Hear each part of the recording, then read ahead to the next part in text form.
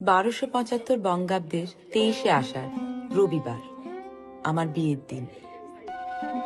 আমার স্বামী জ্যোতিরিন্দ্রনাথকে শুধু রূপবান বললে কম বলা হয়। চেহারা থেকে যেন ঠিকরে পড়ছে রুচি আর আভিজাত। সম্ভ্রম জেগেছিল খুব। অন্য অনুভূতি হওয়ার বয়সই হয়নি তখন। পুকুর পাড়ের ছোট্ট চৌহদ্দি থেকে হঠাৎ করে 7 সমুদ্রের ঢেউয়ের মাঝে এসে পড়লে যেমনটা হয়, ঠাকুর বাড়ির বউ হয়ে আসার পর এমনই দশা হয়েছিল। বিশাল বাড়িতে মন খুলে দুটো কথা বলার জন্য হাঁসফাঁস করতে যে নতুন বউঠান, সে অবশেষে একজন বন্ধু পেল, রবি। আমি সত্য, তোমার বই পড়তে ইচ্ছে করে না? ইচ্ছে করলেই হলো, সংসার করতে হবে না? আমি পড়ে শোনাবো। পাল লয়ে যায় মাঠে শিশু। রবি, এবার আমি খাতা কেটে নেব। কি হচ্ছে কি নতুন বউটা? তুমি সারাদিন চুপচাপ বসে থাকবে, আমার মোটেই ভালো লাগছে না।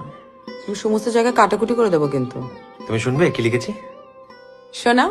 মোর ভাবনারে কি হাওয়ায় মাতালো দোলে মন দোলে অকারণ ভরসে। মোর ভাবনারে কি হাওয়ায় মাতালো দোলে মন দোলে অকারণ ভরসে। আজ তোমার জন্মদিন, তো আমি ভুলিনি। রবি, নিদার মেয়েকে একবার দেখতে যাব কথা দিয়েছি।